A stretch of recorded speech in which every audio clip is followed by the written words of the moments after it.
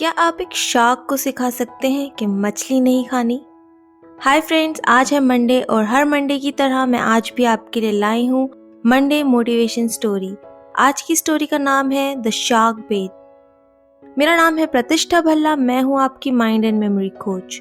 इससे पहले मैं आपके साथ आज की स्टोरी शेयर करूँ, मैं आपसे रिक्वेस्ट करूँगी कि अगर आपने अभी तक मेरे चैनल को सब्सक्राइब नहीं किया है तो इसको सब्सक्राइब कर ले और बेल आइकन को दबा दें ताकि आपको मेरे रेगुलर अपडेट्स मिलते रहें। एक मरीन बायोलॉजिस्ट एक बार एक एक्सपेरिमेंट करने की सोचते हैं शार्क के साथ। वो देखना चाहते हैं कि वो शार्क को ट्रेन कर पाएंगे या नहीं। वो शार्क को एक बड़े टैंक में डालते हैं। उस टैंक में पहले से ही बहुत सारी चारा मछली यानी बेट फिश तैर रही होती है। जैसे कि एक्सपेक्टेड था, शार्क उन सभी बेट फिश यानी चारा मछली को खा जाती है। उसके बाद जो बायोलॉजिस्ट थे उन्होंने टैंक में एक क्लियर फाइबर ग्लास प्लेस किया। वो फाइबर ग्लास काफ़ी मजबूत था मगर वो पूरी तरह पारदर्शी था। उसको तोड़ना इतना आसान नहीं था। इस फाइबर ग्लास यानी शीशे के एक साइड पर शार्क थी और दूसरी साइड पर चारा मछलियाँ फिर से डाल दी गईं। शार्क को लगा कि टैंक में दोबारा से मछली आ गई हैं और वो उनको खाने के लिए निकल पड़ी। मगर जैसे ही वो मछलियों की तरफ बढ़ी, वो धड़ाम से उस शीशे से टकराई। चारा मछलियां आराम से शीशे की दूसरी साइड घूम रही थी।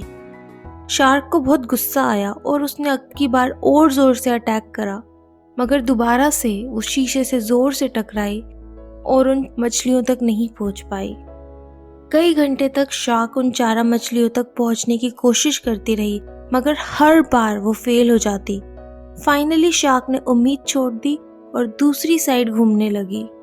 अगले कई हफ्तों तक दिन में कई बार बायोलॉजिस्ट ने यही एक्सपेरिमेंट को रिपीट किया। हर बार देखा गया कि शार्क पहले से कम एग्रेसिव हो गई है, कम एफर्ट्स कर रही है, जैसे कि उसको पता लग गया है कि ये मछलियां उसके हाथ नहीं लगने वाली। फाइनली कुछ टाइम के बाद ये देखा गया कि शार्क ने ट्राई करना ही बंद कर दिया है। अब दूसरी साइड चारा मछलियां आराम से घूम रही थी और शार्क उनको अटैक ही नहीं कर रही थी। फाइनली जो बायोलॉजिस्ट हैं उन्होंने फाइबर ग्लास हटा दिया, मगर हैरानी की बात ये थी कि शार्क अभी भी अटैक नहीं कर रही थी, क्योंकि अब वो ट्रेंड हो चुकी थी। ये मानने लग गई थी कि वो उन चारा मछलियों तक कभी नहीं पहुंच पाएगी।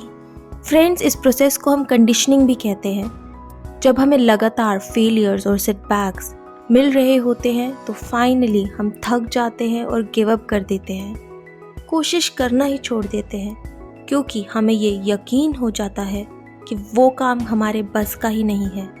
हमारा माइंड कंडीशन हो चुका होता है इस बिलीफ के साथ कि वो काम हमारे लिए पॉसिबल नहीं है। सक्सेस की ओर बढ़ते समय हमारी लाइफ में जो रोड ब्लॉक्स आते हैं, हमें लगता है वो ही हमारी डेस्टिनी है और सक्सेस हमारे लिए बनी ही नहीं है। हम नहीं सोच पाते कि क्या पता अगली कोशिश में हम जीत जाएं। क्या पता हम सिर्फ एक स्टेप दूर हैं उस सक्सेस से जिसे हम ढूंढ रहे हैं। इसलिए ज़रूरी है कि आप कोशिश करते रहें और याद रखें कि अगर आपसे पहले कोई सफल हुआ है और आपके बाद कोई सफल हो सकता है तो आप भी ज़रूर सफल हो सकते हैं। ये ज़रूरी नहीं है कि लोग आप पे बिलीव करते हैं या नहीं।